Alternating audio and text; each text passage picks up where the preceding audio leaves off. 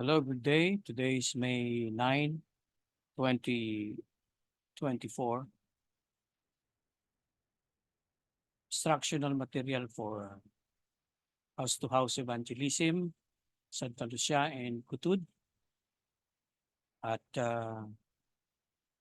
probably ito po yung last meeting ng mga house-to-house na ating pinupuntahan. At dito natin tatapusin yung mga lessons na pinag-aralan natin at pag-aaralan natin. Sa mga kapatid na medyo nahuhuli, habol lang po tayo para yung mga Bible study leaders ay ugnay yung kanilang itinuturo. At bago po yan, tayo po ay manalangin. Ama, nagpapasalamat po kami sa ganitong sandali na ang inyong salita ay aming mapapag-aralan. Salamat sa sandaling ito na meron po kaming oportunidad upang ang iyong salita ay personal po namin tanggapin, makita namin ang mga katotohanan na kailangan sa aming spiritual na paglago, at sa aming pagtuturo, amin pong may bahagi ang mga katotohanan na makikita sa iyong salita. Pagkalooban po ninyo kami ng karunungan, ipakita ang nararapat kung papaanong sa aming pagtuturo matugunan ang pangangailangan ng spiritual ng mga pinupuntahan po namin. Salamat sa iyong pagtuturo sa pangalan ni Jesus. Amen. Ang ating pong teksto ay mababasa natin sa Luke chapter 7 at magsisimula po tayo sa verse 36. Maaari po ninyong i-review ang pag-aaral na inyong ginawa. Meron po kasing mga kapatid na kanilang tinalakay, medyo late yung mga lessons na kanilang ibinabahagi. Magka-catch up lang po sila sa mga lessons. At ito yung final lesson na ating gagawin sa mga tinuturuan po natin. At ito yung makikita nating katotohanan sa salita ng Diyos na kung saan kanilang may babahagi ang kanilang personal na eksperyensya, lalong higit po doon sa kalagayan nila noon bilang mga makasalanan at ngayon na sila'y nakakilala na sa ating Panginoong Jesucristo. Simulan po natin sa pagtalakay sa verse 36 at makikita nating isang pariseo ang naganyaya sa Panginoong Jesucristo sa isang kainan, sa isang piging. At ang Panginoong Jesucristo ay pumayag na kumain doon at tumungo sa bahay ng pariseo. At siya'y umupo at doon sila ay kakain na. Sa verse 37, meron po tayong makikitang isang babae doon sa lungsod. Ang sabi po ng Biblia, "And behold, a woman in the city, which was a sinner, when she knew that Jesus sat at meat in the Pharisee's house, brought an alabaster box of ointment." Ang maganda po dito, makikita natin merong isang makasalanang babae doon sa lungsod.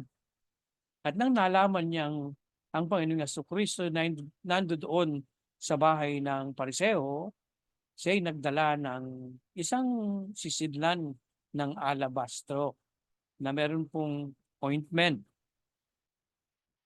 At siya'y nakatayo doon sa likuran ng Panginoong Jesucristo, umiiyak, at siya po ay paluhod at inabot yung kamay ng mga paa ng Panginoong Jesucristo. At nagsimula po siyang manangis. Magsimula siyang manangis at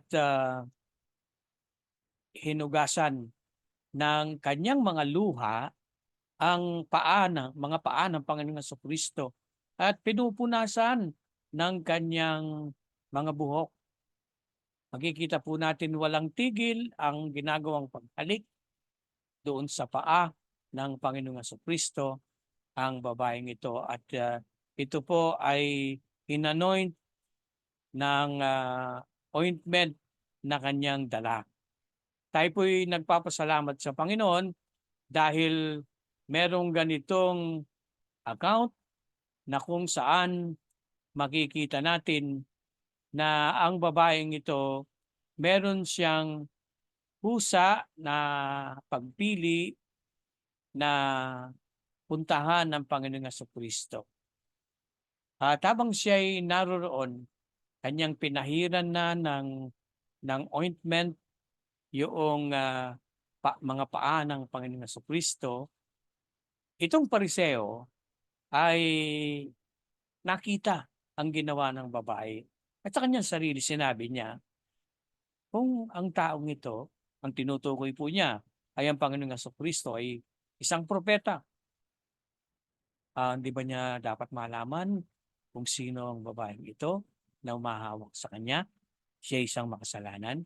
Yan po ang nasa kalooban ng pariseo.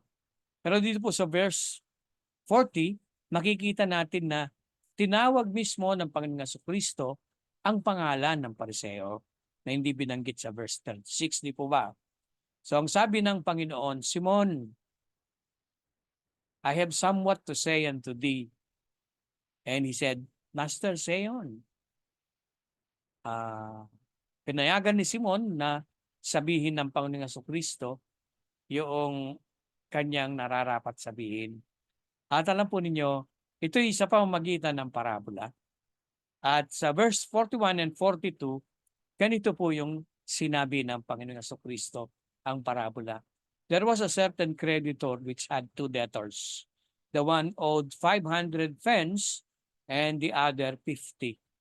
And when they had nothing to pay, he frankly forgave them both. Tell me, therefore, which of them will love him most? At sumagot po si Simon, at ang sabi ni Simon, sa palagay ko po, yung maraming napatawaran. At sabi ng Panginoon sa kanya, tama ang iyong paghusga. At siya'y bumaling sa babae at sinabi niya kay Simon, nakikita mo ang babaeng ito, Simon? Nang ako'y pumasok sa iyong bahay, hindi mo ako binigyan ng tubig para sa aking mga paa. Alam po ninyo mga minamahal, ang kultura ng mga Hudyo, kapag meron po silang guest, kapag dumating yon sa tahanan, meron pong servant, kung may servant yung bahay, yung servant na yon ang gagawa ng paghuhugas doon sa mga paa ng mga guest.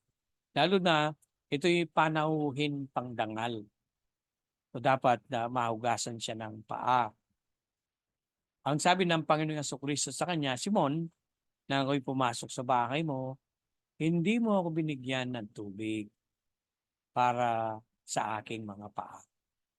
Alam po ninyo, para bang nagpapakita dito na interesado lang si Simon dun sa gusto niyang mangyari na si Jesucristo ay pumunta sa kanyang bahay.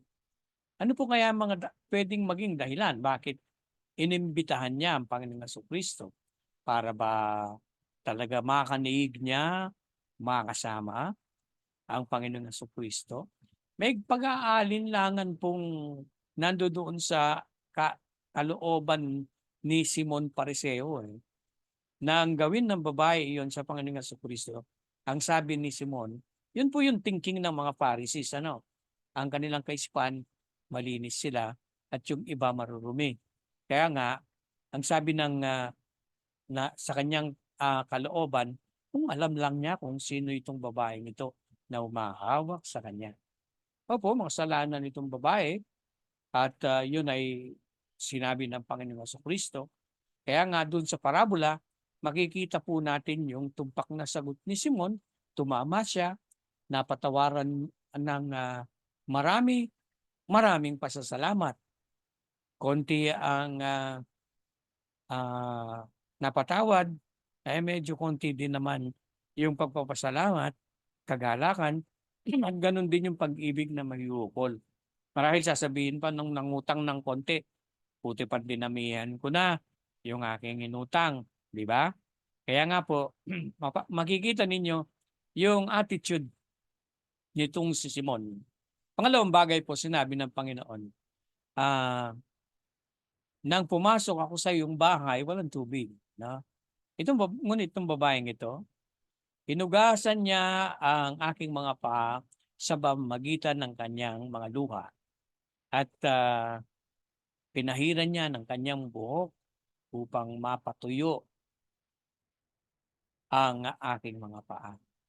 Hindi mo man ako binati ng halik, ang sabi ng banal na kasulatan sa verse 45.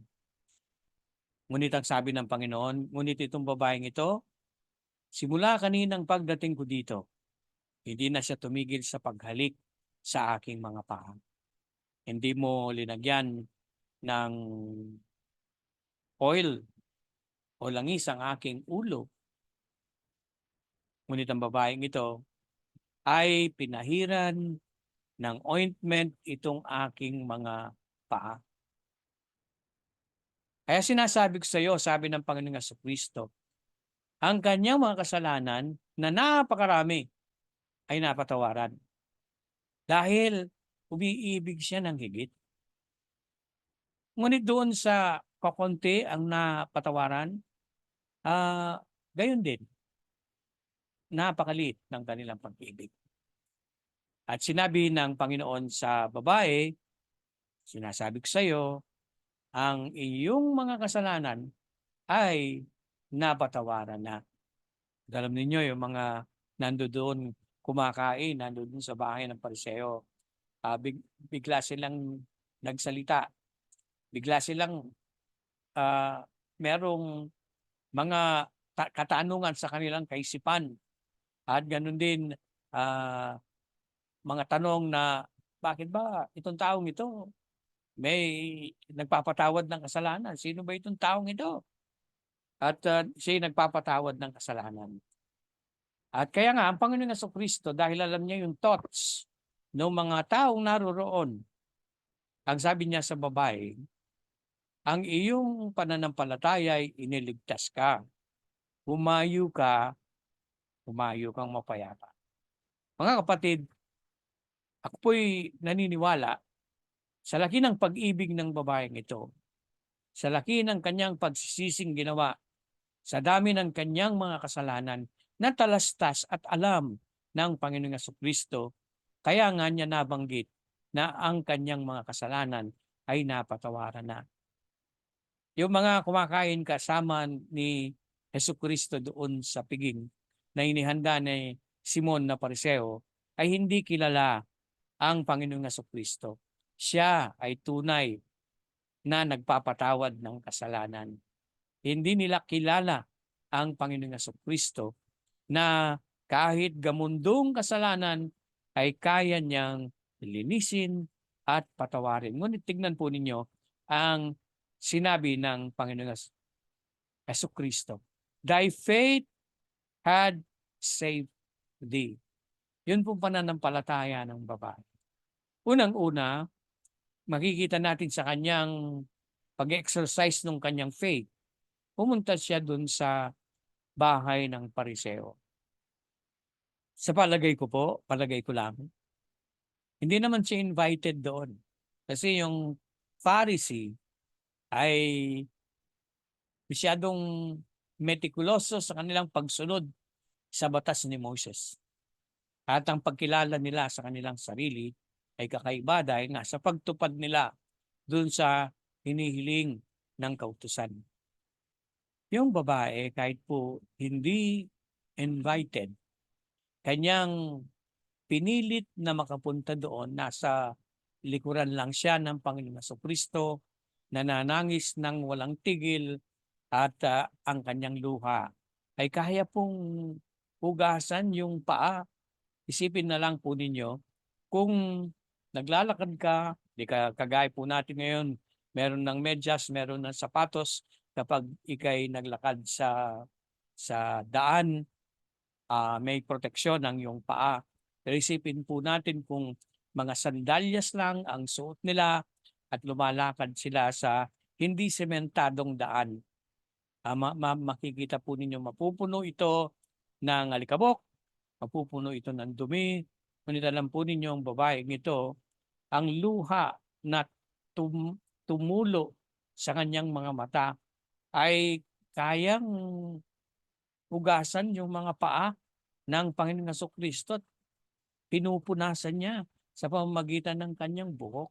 O napakalaking hinagpis ang nararamdaman ng babaeng ito patungkol sa kanyang mga kasalanan.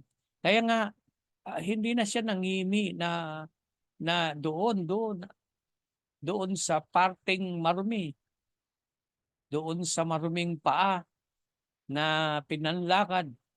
Hindi siya nandiri dahil hinahalikan niya ito para niyang ipakita yung kanyang nararamdaman, kung anong klaseng paggalang nandoon lang siya sa paa, sa paanan. Nandoon ang babaeng ito. Pagpapakita ng kanyang pagkadalamhati sa mga kasalanan na kanyang ginawa. Marahil itong babaeng ito ay naririnig na ang ginawang himala ng Panginoong Jesucristo, naririnig na ang mga gawaing napakabubuti. At nakita ng babaeng ito ang pagkakataon upang lumapit sa Panginoon. Kahit dun sa bahay ng Pariseo, hindi siya invited, pero kilala siya nitong si Simon. Sabi niya, ito'y babaeng makasalanan. Siya'y naroroon at ginawa niya yung udyok ng kanyang pananampalataya na nagdulot naman ng kanyang kaligtasan. Dahil sa paglapit niya sa Panginoong Jesucristo, may pananampalatayang lumapit siya sa Panginoong Jesucristo. Kaya nga ang sabi ng Panginoon, humayo ka, iniligtas ka ng iyong pananampalataya. Kung tatanungin ko po kayo, mga minamahal, ang pananampalataya po ba ninyo ay makakapagbigay ng katiyakan doon sa kaligtasang nasa sa inyo? Ang pananangis ba patungkol doon sa nagawang kasalanan nung nakalipas at mga kasalanan sa ngayon ay tunay na pinagsisihan kagaya ng babaeng ito? Wala siyang salitang binanggit. Umiiyak lang siya, inuhugasan ng kanyang luha ang paa ng Panginoong Jesucristo at pinupunasan. Ano kaya ang nandoon sa kanyang kalooban? Bakit yung kanyang pananangis ay lubos-lubusan na lamang? Alam po ninyo mga kapatid, mga minamahal, ang sinabi ng Panginoon, itong babaeng ito ay umibig ng higit. Kaya nga ang kanyang mga kasalanan ay napatawaran. Inibig niya ang Panginoon Jesucristo. Minahal niya ang Panginoon. Kahit alam niyang napakarami niyang kasalanan, siya'y lumapit sa Panginoon Jesucristo para masolusyonan yung pangangailangan ng kanyang buhay spiritual. Alam po ninyo, itong mga Pariseo na nandoon na kumakain din, marahil, na nagtatanong, sino bang may karapatan para magpatawad ng kasalanan? At ito pong babaeng ito'y nakamtan niya mismo sa labi ng tagapagligtas, thy faith had saved thee. Ang iyong pananampalataya ay naligtas ka.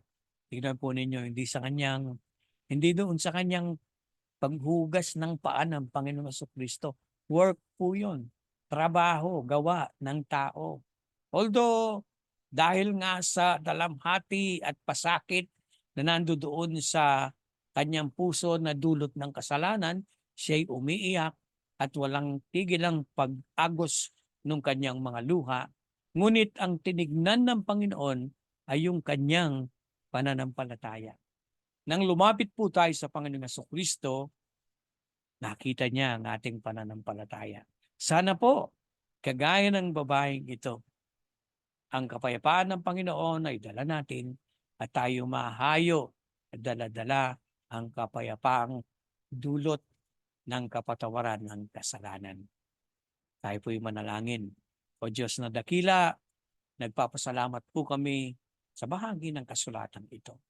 ang babae ay nagdala ng isang sisidlan na kinilala ng Panginoong Jesucristo na ito'y mahalaga dahil kanyang pinahiran ang mga paa ng Panginoong Jesucristo at sa pamamagitan ng kanyang pagtangis, yung kanyang pananampalataya at uri ng kanyang gawa ay kinilala ng Panginoong Jesucristo.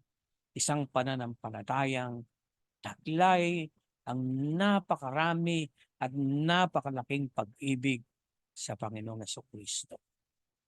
Na Panginoon, sa aking mga kapatid na magtuturo at ganoon din sa mga makikinig, makikita namin ang katotohanan ito, ang Panginoong Jesucristo'y inibig din naman kaming mga makasalanan, pinatawaran at lininis. Ito po ang aming samot dalangin sa pangalan ni Jesus. Amen.